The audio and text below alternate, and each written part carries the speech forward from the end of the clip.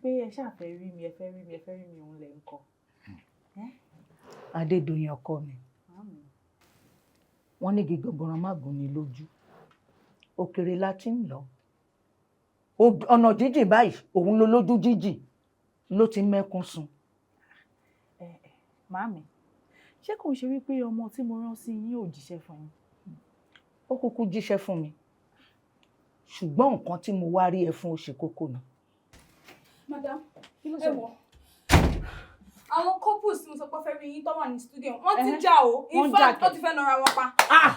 Ọkọ ti fẹ́ na ìyàwó ẹ̀ pa in fact mo ṣe ń bá yín sọ̀rọ̀ yìí ọkọ yẹn ti fọ́gò bóyá kókó yẹn dání sínú báàgì wa ni kò tí ẹ yé mi bí èkété wa lọ́wọ́ àtẹ́ni tí wọn kọ́ tó para wọn sí yín lọ́rùn. Mo ń bọ̀ o Ọlọ́run jẹ́ kó para wọn sí mi lọ́rùn irú kí nìyẹn.